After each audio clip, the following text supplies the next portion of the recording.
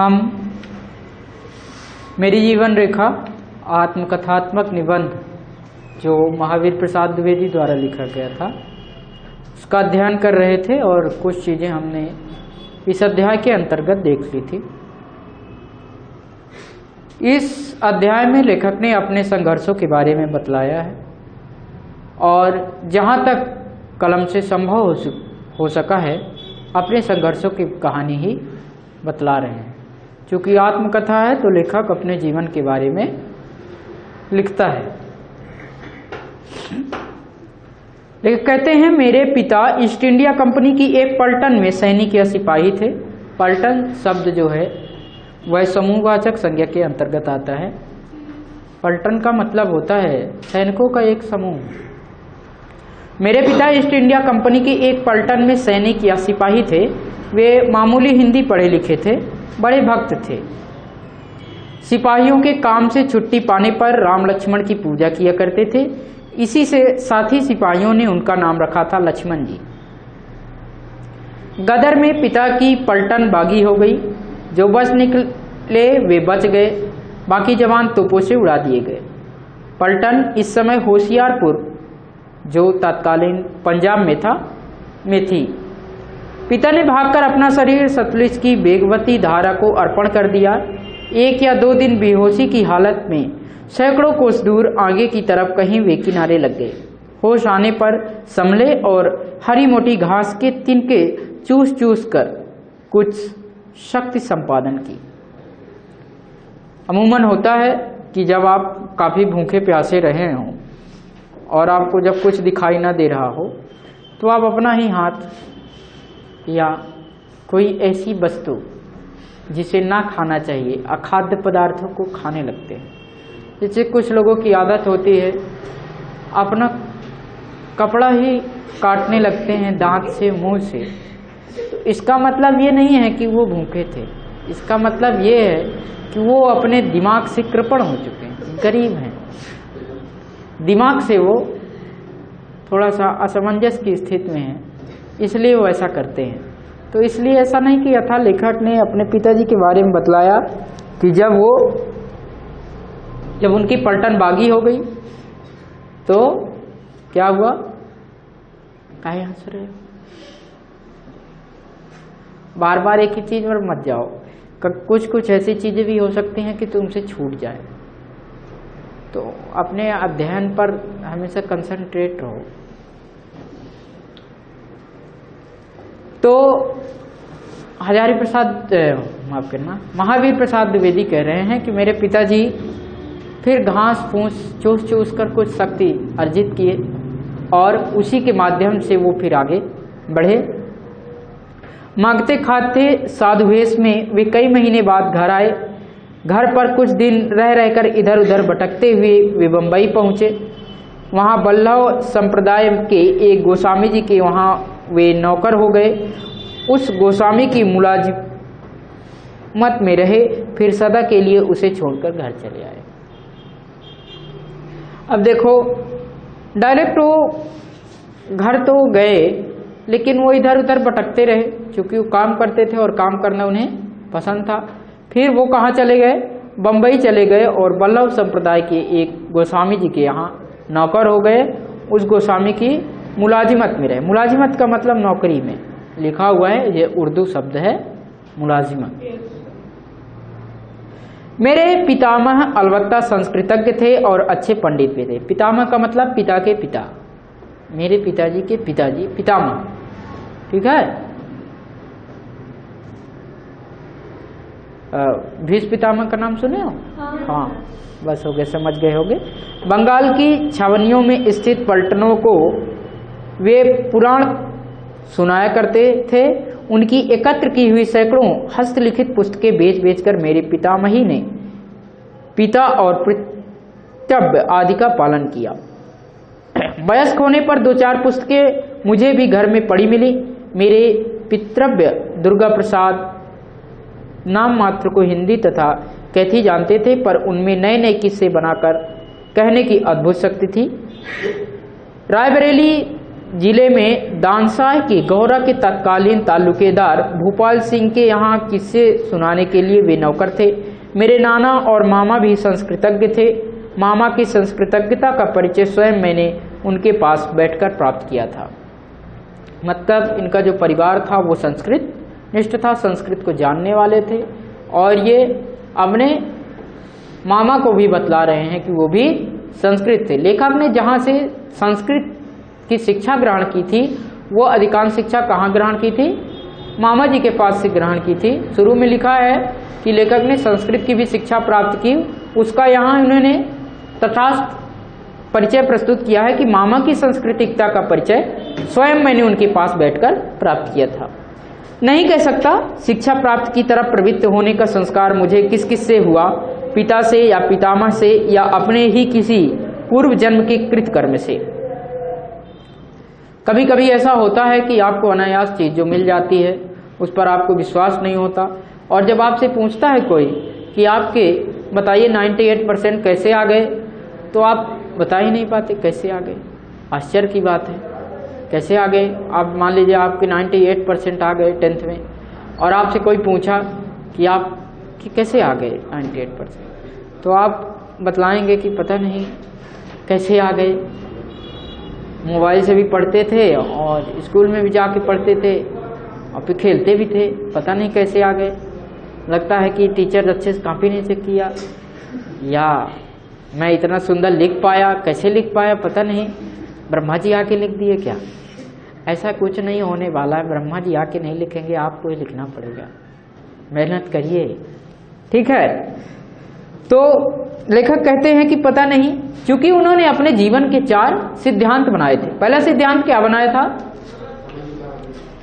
वक्त की पाबंदी। पहला सिद्धांत था उनकी कि वो वक्त की पाबंद रहेंगे। दूसरा सिद्धांत बनाया था कि अब रिश्वत नहीं लेंगे। तीसरा सिद्धांत उनका था कि अपना काम वो ईमानदारी से करेंगे, और चौथा कार्य जो था ज्ञान वृद्धि के लिए सतत प्रयत्न करते रहेंगे। ऐसा चौथा सिद्धांत उन्होंने बनाया था। इसी कारण से उन्हें इन सब चीजों का ज्ञान प्राप्त हुआ। क्या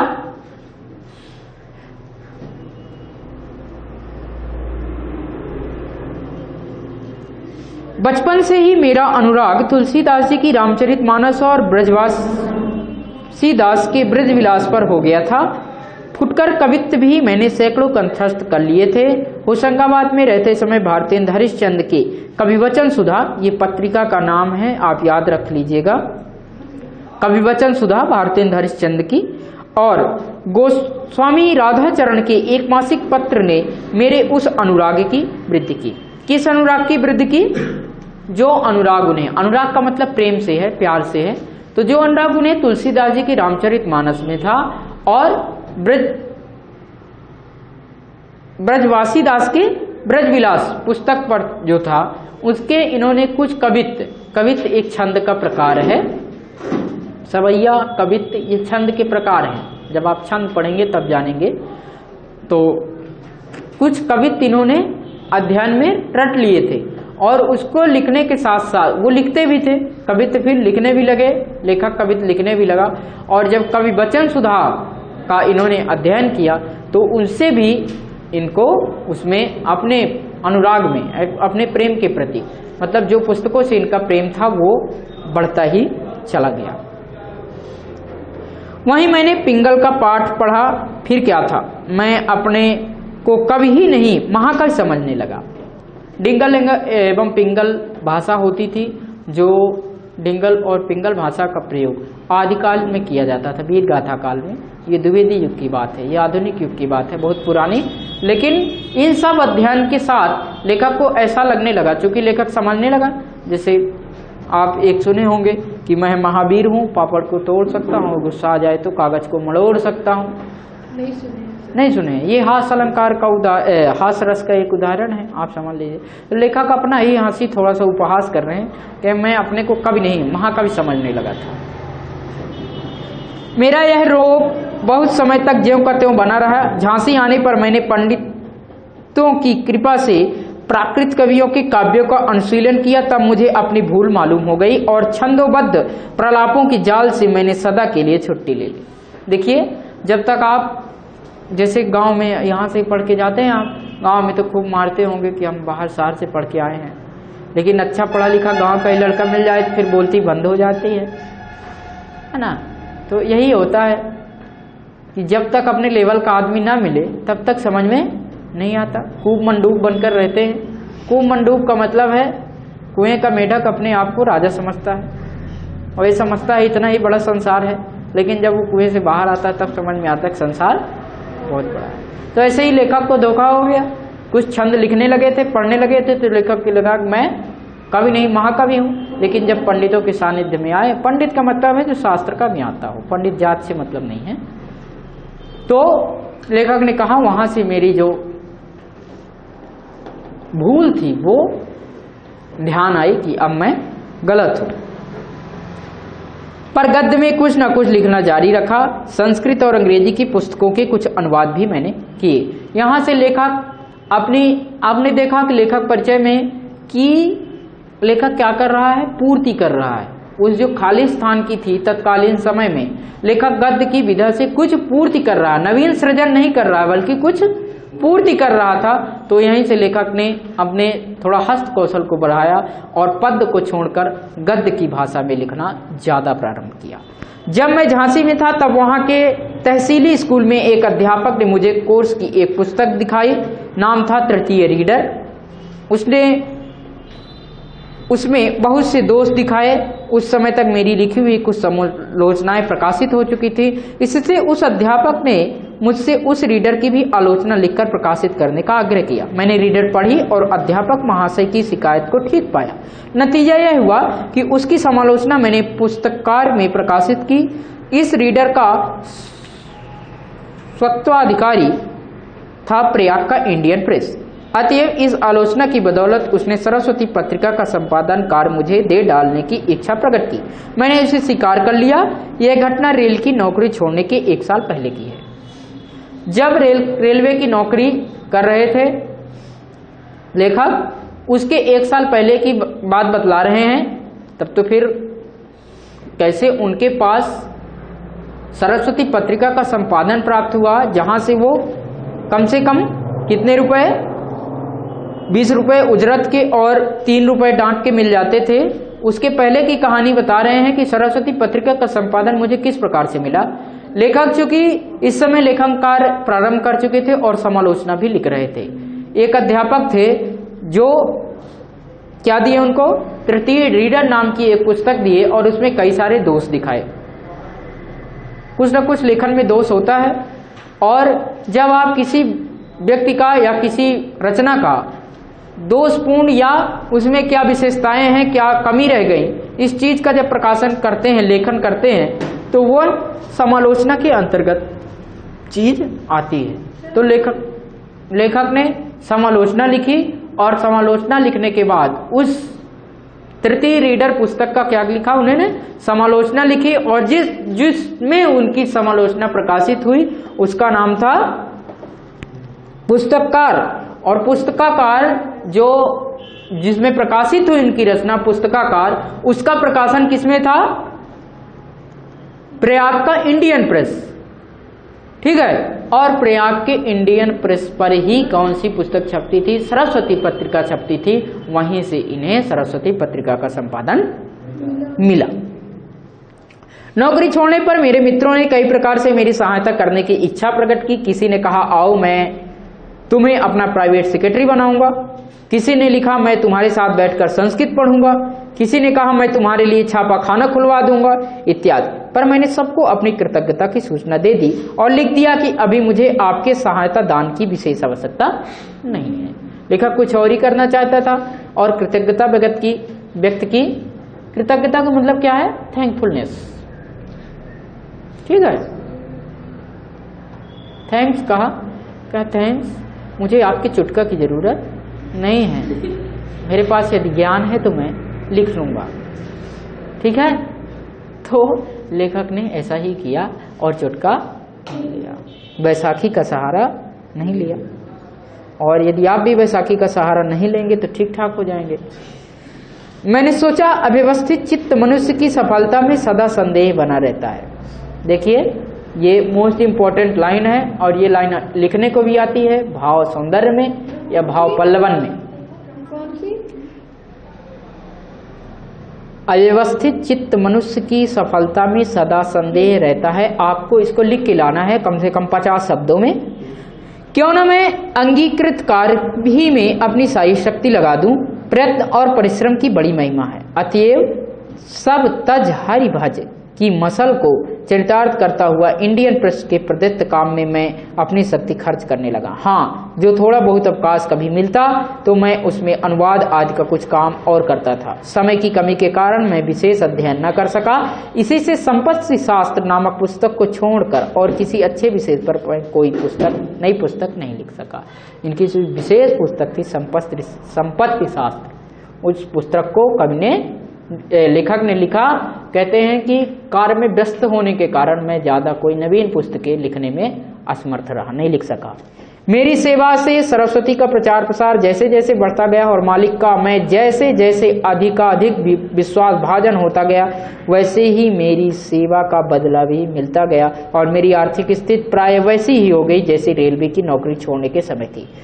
इससे मेरी कारगुजारी कम, दिवंगत बाबू चिंतामणि घोष की उदारता ही अधिक कारणीभूत थी। कारणीभूत का मतलब कारण सहित लिखा हुआ है।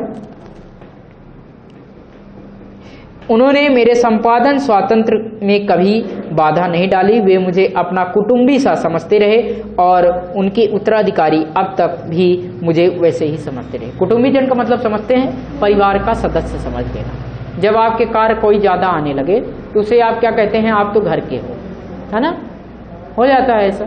मान लीजिए आपके घर में कोई है और धान काटने का समय चल रहा है और यहाँ से किसी को आप ले गए और धान कटवा दिए 2-3 दिन, तो उसे आप क्या है, आप तो घर जैसे हैं, आप परेशान मत होइए, नमक रोटी खा काम चला लें।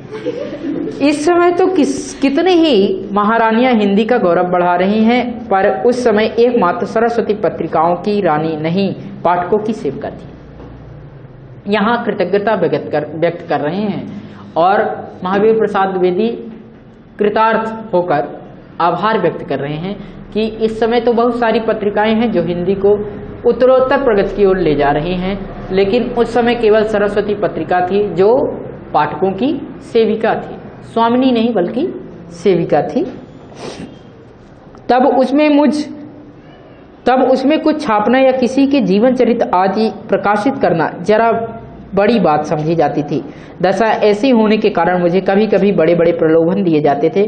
कोई कहता मेरी मौसी का मरसिया छाप दो। मरसिया का मतलब समझ रहे हैं?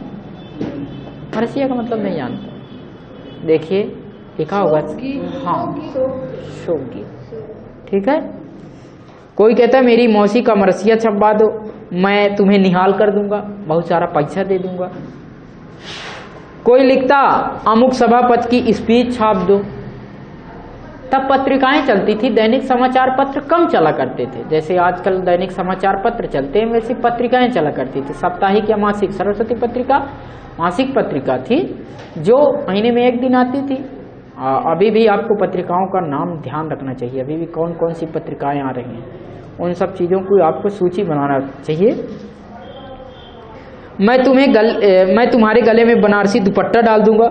कोई आज्ञा देता मेरे प्रभु का सचित्र जीवन चरित्र निकाल दोगे तो मैं तुम्हें एक बढ़िया घड़ी या पैरगाड़ी नजर की जाएगी। पैरगाड़ी का मतलब साइकिल है। इन प्रलोभनों पर मैं बहरा और गूंगा बन जाता और सरस्वती में वही मसाला जाने देता जिससे मैं पाठकों का लाभ समझता। आजकल ऐसा नहीं होता। आजकल आप जो चाहो वो छपवा दो न्यूज़पेपर में, है कि नहीं? आजकल जो चाहो वो छपवा दो। लेकिन तब क्या था, जो पाठकों के लिए अनिवार्य हो वो छापे। जैसे आप लोग भी समाचार पत्र में क्या पढ़ते हैं? खेल पृष्ठ, इसके बाद बंद कर देते हैं। ज्यादा रुचि लगी तो क्राइम पढ़ लेते हैं जो आपके बिना मतलब का है, इसीलिए छापा जाता है। जिस समाचार पत्र में या जिस टीवी चैनल में जितना ज़्यादा क्राइम दिखाया जाता है, जितना ज़्यादा भय दिखाया जाता है, वो उतना ही बिकता है, उतना ही ज़्यादा देखा जाता है। चाहे कोई देशभक्त हो, चाहे कोई समाज सेवी हो। समाज सेवी हो तो दिन भर बेचारा हत्या देखता है, और देशभक्त हुआ तो यह अनुमान लगाता है कि कब पाकिस्तान और भारत की लड़ाई होने जा रही है। अमूमन होता कुछ ऐसा नहीं। देश विदेश की खबरें आप पढ़ते नहीं होंगे, बिजनेस कभी आप पढ़ते नहीं होंगे, और सबसे इंपॉर्टेंट जो चीज है समाचार पत्र में अभिव्यक्ति का पेज आप कभी पढ़ते नहीं होंगे, वही आपके लिए अनिवार्य है। तो इसलिए लेखक कहता है कि मैं उन्हीं चीजों को लिखता था। जैसे आप समाचार पत्र यहाँ वो मिलता नहीं है, अमूमन दिल्ली या उत्तर प्रदेश में लखनऊ से शायद प्रकाशित होता है। जनसत्ता एक भी नहीं रुचेगा आप, जनसत्ता समाचार पत्र आपको एक भी अच्छा नहीं लगेगा। क्यों? क्योंकि उसमें फालतू की चीज नहीं है, मतलब की चीज दी है, 4 पन्ना का आता है, और इसमें तो कई सारे रंग बिरंगे चित्र ये वो, तो आप बिल्कुल मगन रहते हैं। अच्छा है आगे।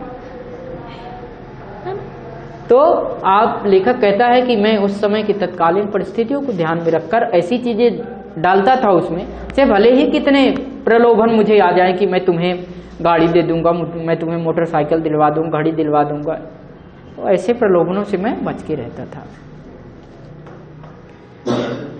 मैं उनकी रुचि का सदैव ख्याल रखता और यह देखता रहता कि मेरे किसी काम को उनको सत्पथ से विचलित होने का साधन न प्राप्त हो। सत्पथ मतलब अच्छे मार्ग से, सन्मार्ग से विचलित होने का साधन न प्राप्त हो। जिसे आप लोग देखते हैं क्राइम अलर्ट, कई लोग देखते हैं, कई लोग सीआईडी देखते होंगे, तो सीआईडी में पॉजिटिव वाला नहीं देखते होंगे, निगेटिव वाला कैसे कर लिया। कई सारे लोग नाटक देखते होंगे, तो नाटक में निगेटिव वाला खोजते होंगे, कैसे आप बहुत अच्छा बहाना कैसे कर दिया। मान देखो कई व्यक्ति बहाने कर लेते हैं, 1 मिनट के अंदर ऐसा चेहरा बना देंगे लगे कितना बीमार है। ये कला है, ये वास्तव में एक कला है, आपके अंदर होनी चाहिए ये कला, लेकिन वहां नहीं जहां आपका नुकसान हो रहा हो। लेकिन आप लोग समझ ही नहीं पाते कहाँ नुकसान कहाँ फायदा। जैसे आज होमवर्क दिया करके आए हो, सीधे बना लीजिए बहुत बीमार है, तो हम धोखे में हो गए, चलो बीमार है कल करके ले आना। इससे आपका नुकसान भी हो रहा है। अब बीमार नहीं थे वास्तव में, तो एक नाटक है, नाटक देख देख के नाटक आ जाता कुछ लोगों में, तो ऐसा नहीं करना चाहिए। संशोधन द्वारा लेखों की भाषा अधिक संख्यक पाठकों की समझ में आने लायक कर देता, यह ना देखता कि यह शब्द अरबी का है या फारसी का है या तुर्की का है। लेखक ने कहा कि जहां जो शब्द मुझे उचित लगता था मैं निसंकोच प्रयोग करता था, ये नहीं सोचता था कि यह विदेशी भाषा का शब्द है तो मैं हिंदी में क्यों लिखूं। ठीक है, देखता सिर्फ यह कि इन शब्द वाक्य या लेख का आशय अधिकांश पाठक समझ लेंगे या नहीं। अब इतना कठिन शब्द लिख दिया जाए, रेल की जगह लौह पथगामिनी, कोई समझेगा? बहुत कम लोग। भाई रेल जानोगे, रेल का मतलब क्या है और ट्रेन का मतलब क्या है, दोनों में अंतर है। रेल क्या है? रेल जो है वो पटरी है, और ट्रेन जो है वो गाड़ी है। समझ गए बात को? रेल और ट्रेन में अंतर। रेल क्या है? पटरी, और ट्रेन एक गाड़ी। ठीक है ना? तो रेल नहीं आती, कौन आता है? ट्रेन। ठीक है। अल्पज्ञ होकर भी किसी पर अपनी विद्वता की झूठी छाप छापने की कोशिश मैंने कभी नहीं की। लेखक कहता है कि अल्पज्ञ, अल्पज्ञ का मतलब थोड़ा ज्ञान, और जिसका बहुत ज्ञान हो बहुज्ञ, जिसके पास बहुत ज्यादा ज्ञान हो बहुज्ञ, जिसके पास कम ज्ञान हो अल्पज्ञ। लेखक कहता है अल्पज्ञ होकर भी किसी पर अपनी विद्वता की झूठी छाप छापने की कोशिश मैंने कभी नहीं की। जो चीजें मेरे पास थी केवल उसी को प्रकाशित करता रहा, जो पाठकों के लिए आवश्यक था उसी को मैं लिखता रहा। इस प्रकार से लेखक ने अपनी और सरस्वती पत्रिका की सेवा की। आप इन लघुत्तरीय प्रश्नों के उत्तर स्वयं लिख के आएंगे, दीर्घोत्तरीय प्रश्नों के उत्तर भी आप स्वयं लिखेंगे। जिस प्रश्न का उत्तर आपसे नहीं बनेगा हम यहाँ आपको बतला देंगे, एक बार दो बार, जिस भी प्रश्न का उत्तर आपको नहीं बनेगा, ठीक है। इसके पश्चात जहाँ भी आपको समस्या होगी पिछले अध्यायों में आप पूछ सकते हैं निसंकोच।